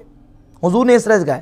لیکن حضرت عبداللہ بن عمر جب پڑھتے تھے تشہد کے کلمات تو وہ ابو داؤد کی حدیث نمبر 971 ہے، فرماتے ہیں زدت فیہا، جب تشہد کا بیان آتا ہے اشہد ان لا الہ الا اللہ و اشہد ان محمد عبدہ ورسولہ، یہ کلمات ہیں جو حضور نے عبداللہ بن مسعود کو سکھائے قرآن کی آیت کی طرح. عبداللہ بن عمر کہتے ہیں زدت فیہا، میں نے از خود اس میں ایڈ کیے ہیں لفظ وحدہ لا شریک لہ، صحیح سند کے ساتھ ہے ابو داؤد میں، وحدہ لا شریک لہ، یہ لفظ زدت فیہا میں نے اضافہ کیا ہے، تلبیہ میں اضافہ، تشہد میں اضافہ. اور پھر آگے آ جائیں ابو داؤد کی حدیث نمبر 774 ایک شخص نے نبی کریم علیہ السلام کے سامنے چھینکا. اب حضور نے تعلیم کیا دیا ہے کہ جب چھینکا ہے تو پڑھو الحمدللہ یا الحمدللہ رب العالمین، الحمدللہ علی کل حال. اب اس شخص نے کیا کیا؟ اس نے پڑھا الحمدللہ حمدن کثیرا طیبا مبارکا فی. سرکار کے تعلیم دیے بغیر اپنی طرف سے اللہ کی حمد و ثنا کے کلمات کہے تو اللہ کے نبی علیہ السلام نے جب کلمات سنے پوچھا کہ یہ کلمات کس نے چھینکتے وقت کہے ہیں؟ تو اس شخص نے ڈرتے ڈرتے عرض کی کہ حضور میں نے کہے ہیں. تو نبی کریم علیہ السلام نے فرمایا تیرے یہ کلمات سیدھے اللہ کے عرش کے نیچے جا کے رکے ہیں. صحیح سند کے ساتھ حدیث ہے، حضور نے اس کی تعریف کی ہے.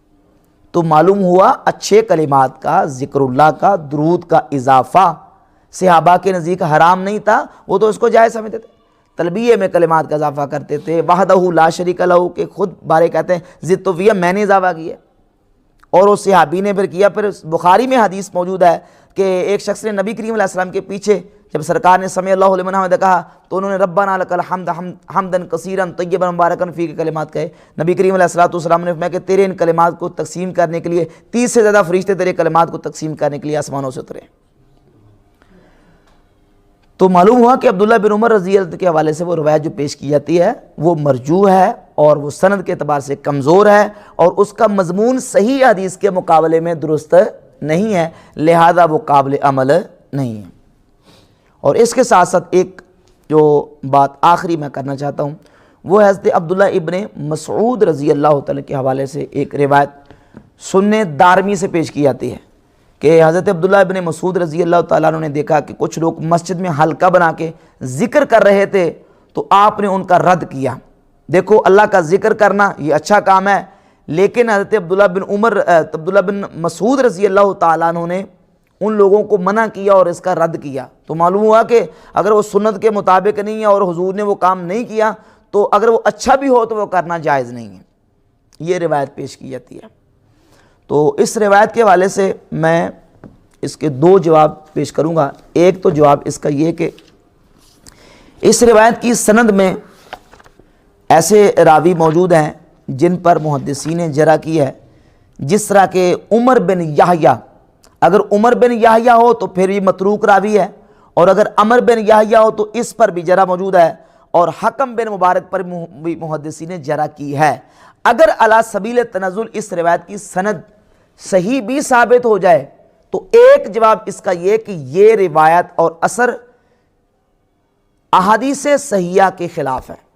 احادیث صحیحہ کون سی؟ صحیح مسلم میں. اچھا، اس روایت سے یہ ثابت ہوتا ہے کہ اجتماع کی شکل میں جمع ہو کر اللہ کا ذکر مسجد میں کرنا یہ جائز نہیں ہے. اکیلے اکیلے کر لیں تو کر لیں، جمع ہو کے ایک جماعت کی صورت میں، قوم کی صورت میں یہ ذکر کرنا جائز نہیں ہے۔ حالانکہ محدثین نے باقاعدہ عنوانات اور چیپٹر قائم کر کے ان احادیث کو کتابوں میں جمع کیا ہے، جس سے یہ ثابت ہوتا ہے کہ نبی کریم علیہ الصلوۃ والسلام نے جماعت اور جمع ہو کے ذکر کرنے کی تعریف فرمائی ہے۔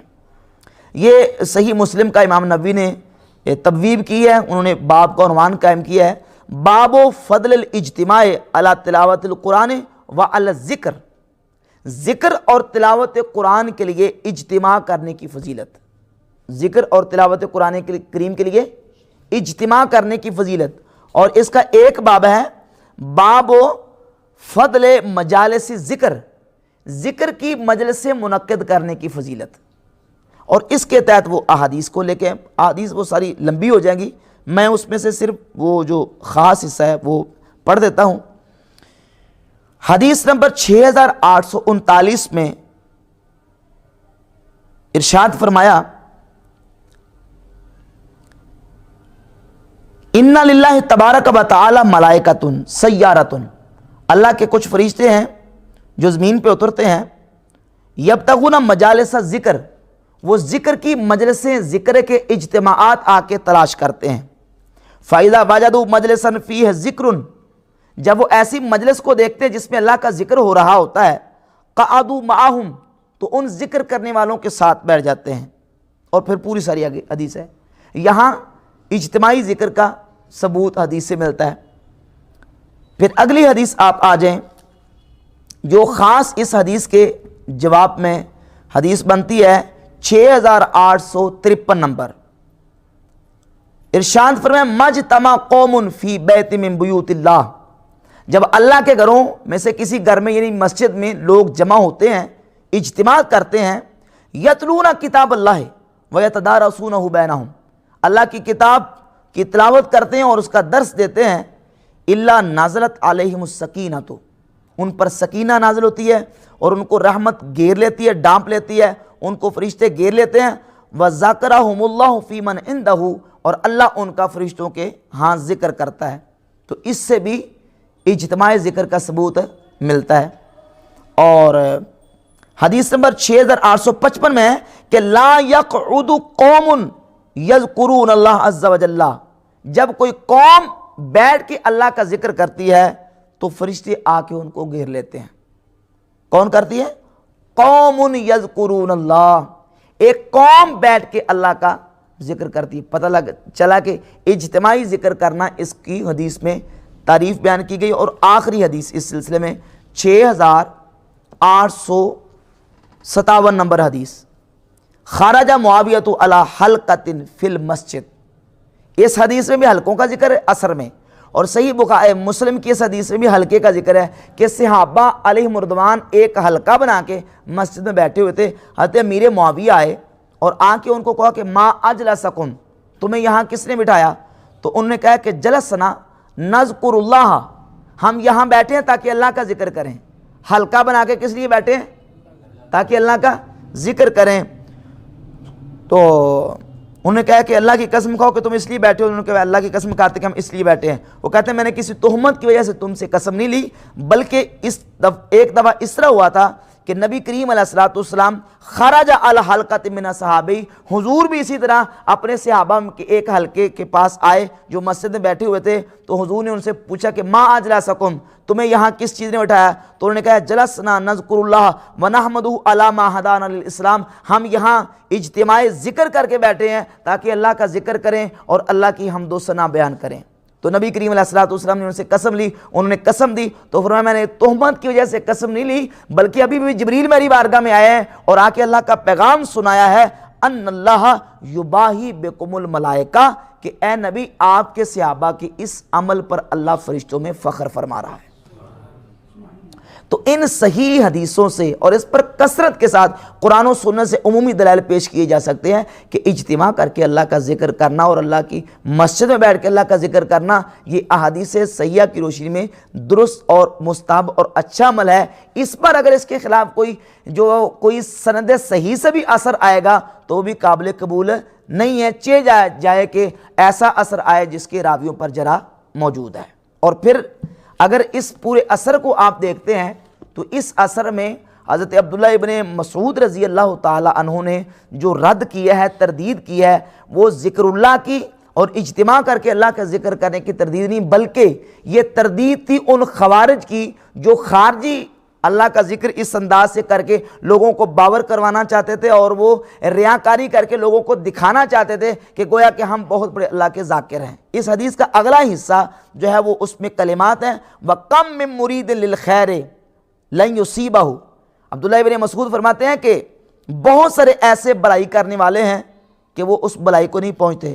ان رسول اللہ صلی اللہ علیہ وسلم حدثنا، اللہ کے رسول نے ہم سے حدیث بیان کی، ان قوما یقرؤون القرآن لا یجاوز تراقیہم، ایک قوم قرآن پڑھے گی، قرآن ان کے حلق سے نیچے نہیں جائے گا، وَأَيْمُ اللَّهِ مَا أَدْرِي لَعَلَّ أَكْثَرَهُم مِّنكُمْ، اور اللہ کی قسم معلوم ہوتا ہے کہ وہ ان کی اکثریت وہ تم ہو۔ ثم تولی عنہم، پھر عبداللہ بن مسعود پھر گئے۔ راوی عمر بن سلمہ کہتے ہیں رأینا عامۃ اولئک الحلق یطائنون یوم النہروان مع الخوارج، ہم نے دیکھا کہ وہی حلقہ بنا کے ٹولیوں میں اللہ کا ذکر کرنے والے لوگ جن کے بارے میں عبداللہ بن مسعود نے جن کا رد کیا تھا، یہ وہی خارجی نکلے جو مولا علی کے مقابلے میں نہروان کے مقام پر آئے تھے۔ تو وہ خارجی تھے جن کا حضرت عبداللہ بن مسعود نے رد کیا۔ تو یہ مختلف طریقوں سے اس اثر کا جواب جو وہ دیا جا سکتا ہے۔ احادیث صحیحہ کے مقابلے میں اللہ کا ذکر کرنے سے روکنے کے حوالے سے اس اثر کو حجت اور دلیل نہیں بنایا جا سکتا۔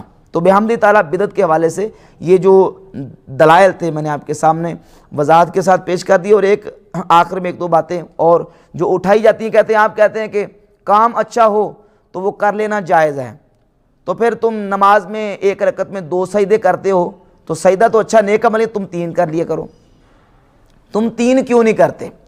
اچھا ہی ہے نا، کرو نا، کیوں نہیں کرتے؟ تو بھئی بات یہ ہے کہ میں نے عرض کیا ممانعت جو ہے وہ کبھی صراحتاً ہوتی ہے، کبھی اشارتاً، کبھی تصریحاً، کبھی تلویحاً ہوتی ہے۔ تو اب ہم 2 سجدے کیوں نہیں کر سکتے؟ ایک تو یہ کہ ایک رکعت میں 2 سجدے کرنا رسول اللہ صلی اللہ علیہ وسلم کی سنت ہے، اور 2 یہ عدد خاص ہے، 2 عدد خاص ہے۔ خاص کا مطلب کیا کہ 2 اس کو کہتے ہیں جو 1 کے اوپر ہوتا ہے، 3 سے نیچے ہوتا ہے، 1 کے اوپر اور 3 کے نیچے، وہ 2 عدد خاص ہے۔ اگر ہم 3 کریں گے تو وہ 2 نہیں رہے گا، اور اگر 1 کریں گے تو پھر بھی 2 نہیں رہے گا۔ حالانکہ ایک رکعت میں کتنے سجدے سنت ہیں؟ یہ سنت سے بڑا طریقہ ہے اسلام کا، کتنے؟ 2۔ اگر 3 ہوں گے تو وہ سنت نہیں رہیں گے، تو لہٰذا وہ سنت کی تبدیلی ہوگی۔ اور ما احدث قوم بدعۃ الا رفع مثل من السنہ، جب کوئی قوم بدعت طریقہ ایجاد کرتی تو اسے سنت اڑ جاتی ہے۔ جو سنت کو ختم کر دے وہ بدعت ہوتا ہے، وہ درست اور جائز طریقہ نہیں۔ پھر کہتے ہیں تم جنازے کے بعد دعا کرتے ہو تو تم جنازے کی اذان کیوں نہیں دلواتے؟ جنازے کی اذان بھی دلا دیا کرو، اذان دینا ثواب کا کام ہے، تو جنازے کی اذان بھی دلواؤ۔ تو بھئی جنازے کی اذان